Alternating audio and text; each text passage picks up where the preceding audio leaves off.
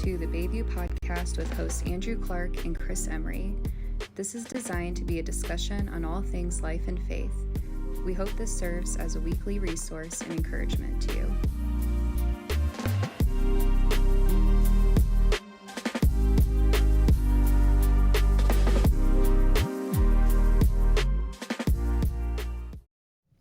What's going on, everybody? Welcome to another episode of the Bayview Podcast. I'm one of your hosts, Andrew, joined as always by Chris. How are you? I'm doing well, man. Good to be here. Merry Christmas. Merry Christmas. Yeah, it's getting close, right? Yeah, we're almost there. A few days out, and I don't want to say chaos because I don't know that I feel chaos, but very busy. Yeah. A lot to do. I feel that. Yeah. Family. Do you guys have a ton going on with the family, or is it? Nothing. Everything's pretty low key. Yeah. So a lot of my family's back home. Thanksgiving's kind of the big one for us. Everyone was in town, and now everyone's back home, which is out in Seattle or Boise, and so it's just more us, cool. Which is fun. Dude, I think it's awesome. Yeah. I think we're going to have a low-key Christmas morning, like right out of the gate. It'll amp up through the day. Yeah. But I'm kind of like, all right, this might be good. Sure. I'm not sad. Yeah, I can't complain. But, ministry church-wise, we got a ton going on. We've got, if you're in the Traverse City area, Sunday night, Monday night, we've got our live nativity, 51 years this year. Live animals, the story of Jesus played out for you outside. Yeah. But then come inside, warm up with some hot drinks, some cookies and activities, live music, photo booth. Should be kind of a cool time to come inside and interact a little bit. Yeah, it's going to be good. Yeah. I think it's just a really cool kind of, I don't think it's quote-unquote unique, but, I mean, it's unique in a way. Yeah. And been doing it for over 50 years now. It's just kind of cool to see it grow and change. I remember as a child, where I think it was just a pretty stationary nothing. It was almost just like a live nativity, literally. Just real people standing there, where now there's a little more moving parts and stuff going on inside, and kind of something for everyone. So it's a really cool thing. I think you're right. I think it started as just kind of this, just a still life almost, and the story be read, and everybody just stood there, and you kind of felt like, okay, yeah, it's cool. Yep. But then they started kind of adding to it, and then I think it was like 7 years ago that we added the indoor component, where we're like, hey, we got all these people from the community coming out, but we don't get to interact with them outside, so let's give them a reason to come inside. And I think it's turned into just a really, I love it. It's a fun 2 nights. It's a great time, but it puts the story of Jesus into so many families that may not get anywhere else. Yep. It's cool. It's visible from the road, so those driving by, and it's a really cool thing. And of course we have a camel along with our other animals, but we do have a camel both nights this year. Good old camels. Yeah. Yeah, be fun. A camel in the front yard of the church at Traverse City, so that's pretty cool. Downtown TC. Right downtown TC. Yeah. I think I had a couple of people last year even say that. Like, we were driving by and we're like, is that a camel? We had to stop to see it. Is that a camel? Like, it's a camel. Yeah, there you go. So, man. But yeah, and so we got that, and then Christmas Eve services. Just looking forward to those. We'll be doing 3 this year. And there's nothing, it sounds crazy, but I think about, 3 services back to back to back. None of that seems daunting or overwhelming. I love our Christmas Eve services. Yeah. And I think I'm just excited for those and just to have that experience. Yeah. So, yeah. I think it's interesting because, and we always talk about this time of year, and even like the series that we're doing and whatnot, it's like the Christmas story is always the same. The message is technically always the same. So it's like, I think that takes maybe some of the angst that might be there if it was like, it's got to be something brand spanking new, something that's like all that, where it's more or less like, here's why we're doing this. Yeah. And so I think it's cool. And just keep it simple. The story doesn't need our help all that much. Yeah, that's a good point. So just keep the story out there. So, now I do also know we don't do this. We've talked about it, but this is kind of what we want to camp out on a little bit this week on the podcast. Coming Saturday night, Friday night. When's the 21st? Friday night? Saturday night's the 21st. So there will be churches around the country. I think there's a couple even here in our area that on December 21st they do what's called a Blue Christmas service. They choose that night, because that's the winter solstice. Yep. So it's the longest, darkest day of the year. Yep. And they choose that, and it's called a Blue Christmas because it's a moment to acknowledge that Christmas isn't holly, jolly, happy excitement for everybody. Yeah. not everybody is in a place of joy and hope and peace right now. Not everybody is looking forward maybe to the holiday or the holidays, and maybe it's just this year for some reason. Maybe it's new for some reason. Maybe it's every year for some reason. And I think that it's important, and I love that churches do that. I do, because I think it's important. Yep. Yeah, I spoke at one before. Yeah. And it is special. Like it's a good reminder, and I always think of Elvis singing Blue Christmas and all that. It's just gonna be, he's probably a little more singing about a lover gone, but at the same time, I think that's a really true reality.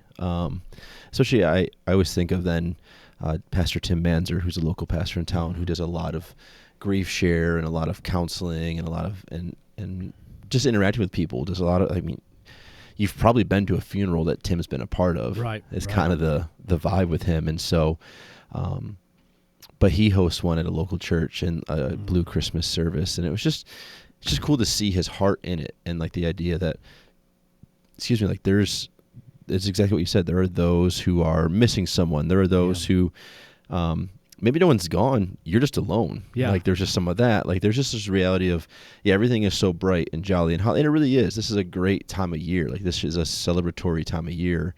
But celebration feels different when maybe, like you said, you're alone or you're missing someone or someone's not around to celebrate with you. Yeah, and I think it becomes very difficult when you look around, and at least the perception is everyone else is fine. Yep. Everyone else is happy, and they're in the joyous holiday mood, and they've got people and family. Yeah. And I think when you're in a place where you're down like that, you have that misperception that everyone else is fine and I'm the only one not. Sure. And that probably makes it harder and worse and more painful. Yep. I think when we apply it even then to the church environment, I think what makes it equally challenging is that I don't know that we have always acknowledged it either. The church can be pretty good at sweeping things under the carpet, difficult things. Yeah, that's true. Like avoiding difficult topics or avoiding difficult portions of Scripture. Yeah. But I even think this one, like let's just act like everything's fine. Yeah. And the language matters. I mean, I'm just thinking about the series that we're going to start in a month or so on relationships. That's the prototypical relationship series is get married, be married, have children, marriage, friends, marriage. It's like, what about the singles? Right. What about there's so and again, it's, I think with the Christmas idea too, it's, I don't know, it's really easy to where almost like we don't necessarily avoid, it's just not part of the natural, language. Yeah. It's not part of our natural thought process. Right. When we do think, when I think of Christmas, I think of every Christmas movie is, I got to get home for Christmas. I got to get to my family. I got to, anything that's kind of dramatic is they have family. Yeah. They're either on the other side of the country and they need to make the epic trek home to get home, or I'm going to find love this Christmas. I'm going to find someone. It's all about connection. And that's just not always the case. No. And the one Christmas tragedy that is out there is Home Alone. Yeah. 100%. That's the worst possible thing that, according to this movie, and how many people are like, well, I'm alone every Christmas, or I'm alone for the first time this Christmas. Exactly. And again, like you said, for some, it's that they've lost someone, and for others, it's that they've never had someone to lose. Yeah.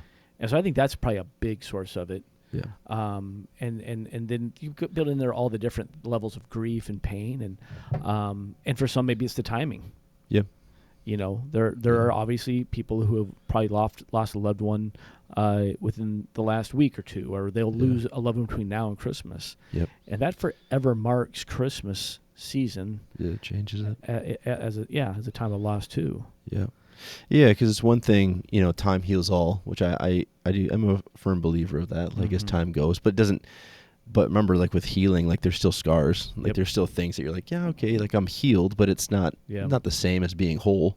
And I think that's where, like I said, timing matters.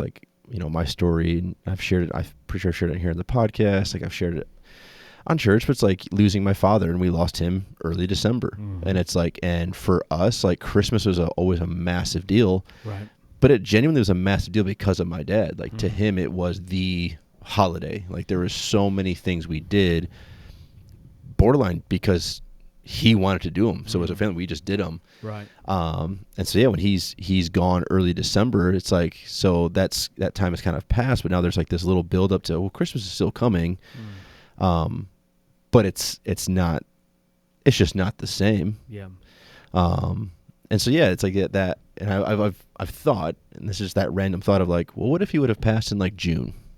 Right. But it's like, it still doesn't take away the fact of Christmas was a big deal to him. Yeah. So, well, what do we do? Yeah. Yeah. Well, and I don't know what your experience has been, because it's been 5 years. Like your dad's anniversary of passing was just recently. So this is your 5th Christmas without your dad. Yep. Obviously, as you said, time heals. Yep. It doesn't. There's no getting over. Just you've become more accustomed to the new normal of Sure. this void. Sure. Which is grief. Do you remember moments in there where you felt like, obviously maybe not the first year, was there ever a time where maybe you felt like, man, I should be okay with it now? And Sure. and did you feel I don't want to say guilty, did you feel more like something's wrong with me because I'm not okay? Or did you have permission to not be okay? No, and I think through counseling, like you always get the permission to not be okay, and I've accepted that, and I think that's part of the grief process and whatnot, is acceptance of it all. And for my family and I, it's been kind of the rearranging or reorienting of ourselves to, like I said, Thanksgiving's a big holiday for us now. Right. Not that we don't celebrate Christmas, but we've just kind of understood, and we all have families now too, and young kids, and we want to make our own traditions, and we're all over the country, so it's kind of a natural step. But there's been that knowing that Christmas Day is coming and being okay with like, wow, today is still really special. And I think, I don't know if it's encouraging to someone, but just understand like Christmas still matters. Like I think Christmas is still like, it's okay. Here's the permission. It's okay to not be okay on Christmas. But it's still a special day. Yeah. And that's been something my wife and I have really still try to take serious, especially with, like I said, young kids, where it's like, well, what does it look like for us to create traditions with them? And trying to find the special in all of it. And a lot of that's turned into reminiscing about times with dad, or sharing stories, or all that, and not shying away from the reality. Right. And again, I think that falls into that category of it's okay to not be okay. It's okay for there to be tears one minute and laughter the next. Yep. It's okay to let the joy of Christmas become part of. And I think a word that's become more, I certainly would not say a buzzword, more common in our lexicon, is the word to lament. Yeah. And you hear it maybe in different contexts, hear it in maybe in the social justice circles, but to lament is biblical. Yeah. There's an entire book called Lamentations. Yeah. And it's a book of lamenting over the loss of Jerusalem by the siege from Babylon. And this unknown author, which nobody knows totally who wrote it, writes these 5 poems, lamenting and expressing the sorrow, expressing the sadness, expressing maybe the hopelessness, just expressing it in general, but also expressing it to God. And I maybe when I say the church hasn't been good at it, maybe I need to be more focused on, maybe I haven't been good at it. Maybe I have personally not wanted to engage into some of those sad places because I don't want to be sad. Sure. And maybe I have not engaged with people that are as much as I should have because they're going through something like that, because I don't know often what to say. Yep. And I can't relate. And whatever the reason, lamenting, it's okay. It's biblical. Yeah. Because even the Bible basically says, hey, it's okay to not be okay. Yep. We're not okay all the time. Yeah. And I think through that acknowledgement, I mean, some of the brightest rays of hope probably come into those darkest days. And again, I don't know what that looks like for everybody. It's probably very different for each person. Yeah. No, and there's something healthy when you're honest. Yeah. And I think that's what gets missed in the grief side of things is not that I don't mean to say this as like it's really easy to be sad. Mm-hmm. Okay. Like, it's just easy to be like, yeah, this sucks. Like, this is not cool. This is not fun. And kind of like sit in that. And at some level, I believe there's nothing wrong with that, if you're being honest. Yep. But I think it's also really healthy to be honest with, like, okay, this is really tough. This is not good. I'm not having a good time. Like, yeah. being honest with that, but being honest with it to God in a way that is saying, like, I am just sad. I am sad, God.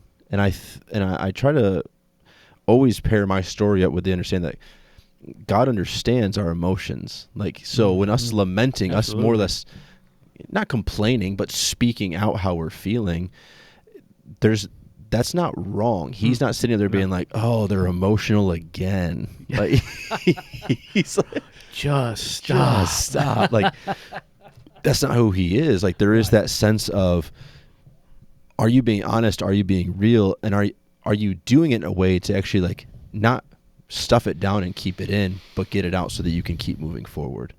Yes. And that's where, God's not afraid of our emotions. He's not afraid of us being honest. In fact, we should be honest. We should be real. And I just feel like so often the grief, the cycle we get caught in with grief is that of just being stuck. Yeah. And instead of seeing it as a journey, we expect it to be this, like, I should be better. Yeah. Well, sure, we would like to be better, but you're on a journey now. 100%. And that's just part of the process. Yeah. And your pace through that journey may be very different than someone else's pace. Mm-hmm. And it's okay. That's your process, and your pace is fine. Yep. As long as you're in a process and on a pace. Yeah.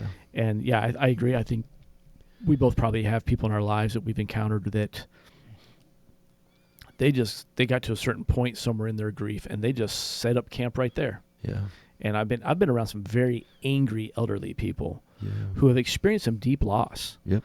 A couple of them that I remember just over the last 10, 12 years. I mean, they've lost husbands and sons and family, and they've lived to an old enough age to where they're the only ones left. Yeah. And they're just angry, and they've been angry for decades. But then I've also encountered others. In fact, one of my dearest people that I've known over these last 10 years, he's probably in his last days right now, maybe his last hours, and just a wonderful gentleman here from our church named Bob Hardley. And Bob lost a son to a car accident. Man, it's got to be over 50 years ago now. Yeah. It's when the son was very young. Yeah.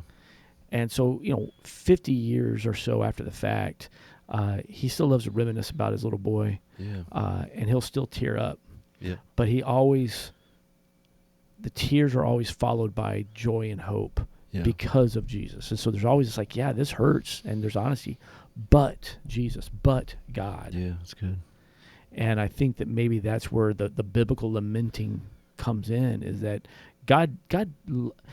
I mean, I have kids that are grown. Your kids are very honest because they're young right now, so they don't know how not being. Yeah. As your kids get older, and you'll discover this in 10 years or so, when your kids are teenagers, they may go through a phase where they don't even talk to you much at all. You get grunts and moans like, "How was school? Fine. What'd you? Nothing." Yeah. That was it, and they're gone for the night to their room. So when they do come to you to express anything, even if it's pain, as a dad, you're so touched that they are coming to you. Yeah, sure. And it doesn't matter if they're coming to you to celebrate or coming to you to cry. You're just so, it moves your heart so much that your kids just came to you. Yeah. And I think that's where we need to understand. That's where God's at. He's like, man, just come to me. I can take it. Yep. I just want to hear it. I want to hear where your heart is. I already know, and so check out these words. This is from Lamentations 3, and I think this really kind of to me, it kind of puts it in perspective. Starting at verse 16, it says, "He has made me chew on gravel. He has rolled me in the dust. Peace has been stripped away, and I have forgotten what prosperity is. I cry out, my splendor is gone. Everything I had hoped for from the Lord is lost." Wow. So that's deep lamenting. Yeah. That's deep expression of everything I had is now gone. Yeah. Next section. "The thought of my suffering and homelessness is bitter beyond words. I will never forget this awful time. As I grieve over my loss, yet I still dare to hope when I remember this. The faithful love of the Lord never ends. His mercies never cease. Great is his faithfulness. His mercies begin afresh each morning. I say to myself, the Lord is my inheritance. Therefore, I will hope in him. Yeah. What an incredible contrast that's awesome. In words. Yep. And and not to dive into the inspirational poster world of cliched sayings of the kitty on the branch saying, just hang in there. And not to say the things that sometimes we say in church so quick that they lose their power. We just say in passing of God's got this guy. But this is some deep word saying, in the midst, that's some despair. Yeah. That is deep. Yeah. But I will say to myself. Yeah. And I don't know, I feel like is that biblical lamenting? Yeah, because I think both things can be true. And I think I wonder if that's what people miss sometimes is you can be happy and sad at the same time. Mm-hmm. It's like with my dad, like I can honestly say like, I wish you didn't go, but I can't wait to see you. Like I feel no wrong way about that. Good. And I think that's the missiveness or like that lamenting. It's like, yeah, you can straight up call it out. Like this is the worst. Yeah. But I'm still going to have hope. Yep. And both things can be true at the same time. Yeah. And I think you're right. I think that's part of the biblical lamenting is that of calling a spade. Yeah. But you have to call a spade when it comes to who God then is too. Exactly. And what he offers and what he's about. Exactly. And it comes back, there's a passage I use frequently even in funerals, and it's the moment that Jesus is telling his disciples that he's getting ready to be taken from them. And he uses those words, but don't let your hearts be troubled. Yeah. And in the original Greek, one, that's a weird statement for him to say, like, how on earth are they not going to be troubled? They're getting ready to lose their master and their teacher and their savior, and their entire world's going to be thrown into chaos, and a lot of them are going to die. And it's not going to be easy. Yeah. But he wasn't saying, hey, don't let your hearts hurt, or don't fail to grieve. You shouldn't grieve. No, he's not saying that. He's saying, the original Greek says, when it says don't let your hearts be troubled, it means this: don't become hopeless in the middle of it all. Yeah. Don't lose your one lifeline to hope. Yeah, that's good. This day may be dark. For some people, this coming Christmas may be the first Christmas without a spouse. Yeah. I know it is. We've done funerals this year. Yeah. I know names and faces of individuals. This will be their first Christmas without a spouse after, for one of them, over 50 years. Yeah. It's not going to be easy. Yeah. It shouldn't be. There's going to be tears. There's going to be memories. I love that you are sharing stories of your dad with your kids. Yep. But at some point, it's okay to let it.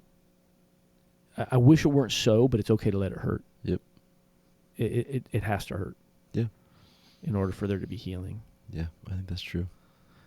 And I like I said, I'm sad that we don't necessarily have a blue Christmas service. And seek one out. There's got to be some in your area wherever you're listening from. Yeah. But maybe you can't find that. Maybe just, I don't know.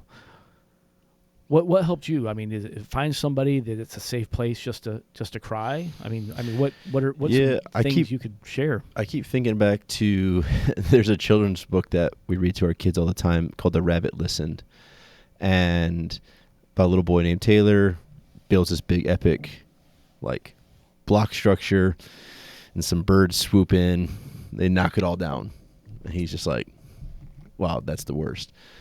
And all these little animals keep coming to him, and one's like a bear, it's like, hey, let's yell about it, and one's an ostrich, like, hey, let's just act like it didn't happen and stick our head in the ground. One's a hyena, it's like, let's just joke about it, and like all these animals, elephant, let's remember, like all that kind of stuff. And the whole time Taylor's like, I don't want to, and then the book ends with a rabbit hopping next to him, and the rabbit just sits there.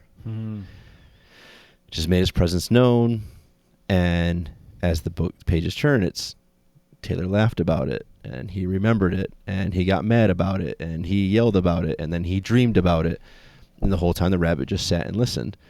And then finally Taylor says, okay, I want to rebuild it. And the rabbit says, okay, let's do it. And like helps them rebuild this amazing, wonderful wood structure. And I think of that book often through the grief process, which I think is maybe that's a children's book way of explaining the grief process. Yeah, very much. But what I found and what always resonates with me reading it is how many people just listened. And like that was the key. It's like there was times when, I wanted to say stuff and I wanted to be mad and I wanted to yell and I wanted just to joke and be goofy and I wanted to hide and act like it didn't happen. But it was like those, I think often those who just gave a space for me to talk. Or just gave a space from like, hey, it's just cool you're here. I'm just going to be silent. Some of that. And so I do think there's value in seeking out, and maybe that's a counselor. Right? Maybe it's a therapist. But I think there's a lot of value in seeking out those who will just listen. And like what I think is really key in that is that will listen. And then when the positive comes, they'll act on the positive. Good. I think that's the key of that book is the rabbit. When he's yelling, the rabbit's not yelling with him, encouraging the yelling. Yeah. The rabbit's just listening. Yeah. And then when it's like, okay, I want to start over, I want to start again. All right, let's do that. Yeah. So that was huge. Like I said, I think often there's some individuals in my life and in my family's life and in my wife's life who just were there. Yeah. And in a lot of ways, a lot of them are still there. Just that. Yep. If you've never been in therapy or counseling, I highly recommend that. That was, especially if you're experiencing loss or any kind of deep grief that's fairly new. You're never too old and never too young to be in counseling. And honestly, I think the biggest thing was I just was honest about it. Good. You talk about the lamenting. It's like, back in the day, I was lamenting without realizing that's what it was called. And then when I learned what it was called, I was like, oh, I'm going to do this even more. But I was just honest and mostly honest to God of like, God, I don't get this, or this is not fun. This I don't like this. But I'm also going to trust that you're a good God. Yeah. And I'm also going to trust that you have a plan for this. And I'm also going to trust so there's a lot of those things that I felt were still a part of that were huge. And again, I think specifically for those who've lost someone or, experiencing that, like one of the things, and I know you do this too, when you talk to people preparing for funerals, it's like, don't be afraid to share stories and don't be afraid to laugh. Don't be afraid to 100%. Reminisce and cry, and all that stuff is just really, really good, healthy stuff. I feel like the worst thing you could do is just stuff it and just not want to deal with it, which is understandable. But that's when that stuff tends to manifest itself in other ways that are not healthy. 100%. Yeah. Suppressing it, denying it, being delusional that I'm fine. Yeah, none of those are going to lead to good things. Yep. I think I love. Thank you for sharing that, and I think that's so important for people. And if you're a listener and you're in that place for whatever circumstances or whatever caused you there, I think that's huge. Let me speak also then kind of maybe to the other side of the coin of maybe you're not the one that needs to yell, remember, cry, or whatever. Maybe you're the rabbit. Yep. And I know a lot of us find ourselves in positions to be that person that comes along and we don't know what to say. Yeah. We feel this need that we have to have the right words, and maybe our default mechanism is, how can I fix it? Yeah. And so maybe I think of things to say to make it better. Or I've been in this spot, and I felt so like I was being so useless, but I've sat in rooms filled with grief, and I've just sat there. I've sat with family members in the moment they've lost loved ones, and at a loss for words, which, if you know me, that's probably hard to imagine that I don't have something to say. And I remember sitting there thinking like, man, I am failing. Especially when I was younger. I just remember a couple different situations. I'm sitting there. I sat in a living room one time, this 15, 20 years ago maybe, of a family who had just lost their son to suicide. And I was way too young and unprepared for it. And I remember sitting there in the living room as they just grieved. I didn't know what to say, so I said nothing. I didn't have any training, so I offered nothing. And I don't even remember how long I was there. I felt like I was there forever. And when I left, I just remember feeling like, man, good job, Pastor Chris. You blew that. You didn't do anything to help that family. You didn't do anything to fix it. You didn't come with any great words of wisdom. It was weeks later that I had an interaction, and they expressed how much that meant to them for someone to just sit there, and just be, just sit there and listen. Don't try and fix it. Yeah, you don't have to have the answers. No. Yeah. And in fact, they probably don't even want you to try. No, I wouldn't have cared. It wasn't until, here's what's wild. It wasn't until like a year later that I realized, when my dad passed, that in the year leading up to his passing, I had become really close with like 2 or 3 individuals who they were just friends. They just became really good friends. And like 6 months or a year after everything went down, I realized each one of them had lost their father in different points of their life. Wow. And it was so weird to like have it come full circle to be like, and those were 2 or 3 of the guys who were the closest, most like spoke the most life, but also just spent the most time just listening and being available. And I'm eternally grateful for that. Yeah. But it was like in the moment when everything happened, I didn't even recognize God's hand in that. I didn't recognize the beauty of that, right? It was, I didn't want to hear anything. I didn't want to, no one had the right answers. Like, it just is what it is. And so I think probably similar to you, or like those people like maybe in the moment, like, wow, Pastor, why don't you say anything or whatever. But I think in the long run, they're like, wow, they were present. That's awesome. Yeah. Yeah, and I think that was a big lesson for me to learn, is that they actually valued just my presence. They weren't even looking for it in time. Like, that wasn't even on their radar at that moment. Yeah. There's so much going on. We don't. That's where I've really tried to encourage people to see the redemptiveness of your situations through God, because it's like you don't know what's it, and it's totally fair and totally right. Like in the moment, everything is the worst. Yeah.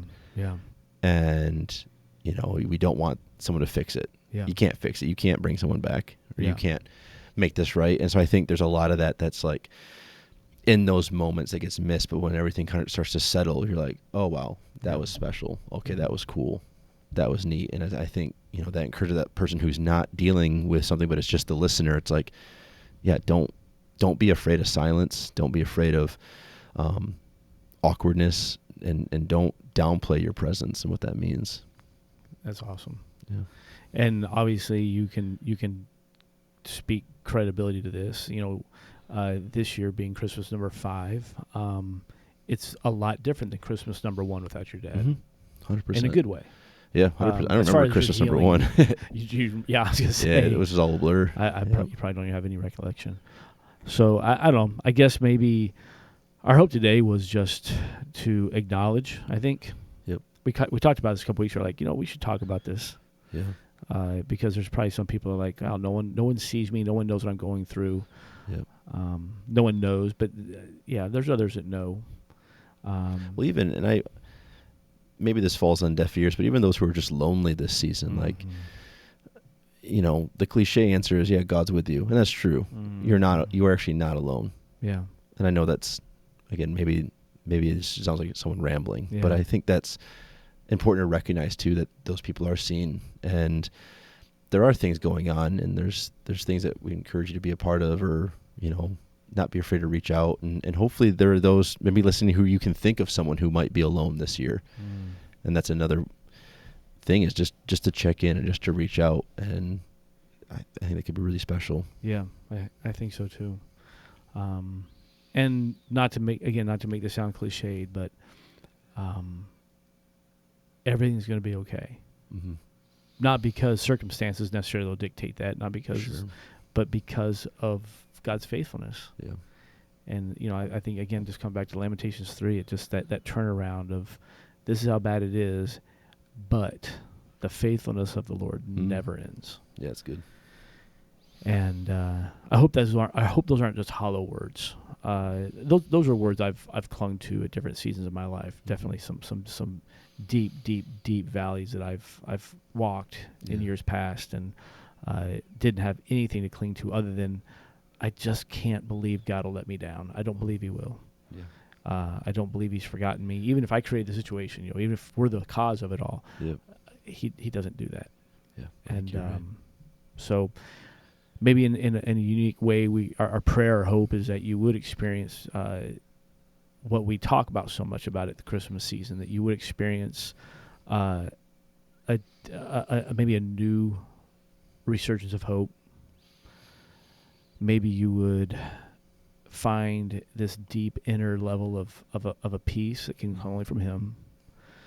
That there is this inexplicable joy, like this joy that you can't really pin down, like why on earth would there be joy right now? Yeah. That's that joy that we can't understand.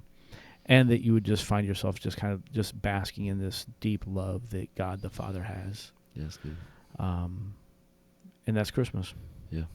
And sometimes it's lights and trees and singing, and sometimes it's not. Yep. And it's okay. That's okay. It's okay. So, cool. Well, hey, we hope you do have I say I hope you have a Merry Christmas. I do. Our prayer is that everyone would, and whatever that looks like. And for some of you, it's going to be very different. We don't know your names. We don't know your faces, specifically all of you. But you are in our prayers, and we do think of you. Mm-hmm. And God knows you. And God knows right where you are. He knows everything going on. He knows the depth of your sadness and your grief. Yeah. And, he gives those cool promises that he is close to the brokenhearted. He's right there. Yeah. So we'll be back next week for another episode here. And then we'll be taking a week off, our first time taking a week off in a year and a half. Yeah. Yeah. Crazy. Since we started, first time we're saying, hey, we're going to take a break. So, Crazy. Yeah, we'll be taking a week off. The week of New Year's, we'll not have a new episode. So don't freak out like something broke. We're taking a week off. And then we'll be back that week after January 5th. We'll be back and Sweet. Be back and rolling. So I like it. Awesome. Sweet, man. All right. Thanks for being with us. Hopefully this was helpful to you in some way, shape, or form today. Andrew, thanks for sharing, man. Yeah, thanks for your vulnerability and sharing your story. We'll be back here next week. Until then, hit that subscribe button if you haven't done so. Make sure you don't miss an episode. We appreciate you spending some time with us. This is Chris, Andrew. We're out of here. We'll see you next time around.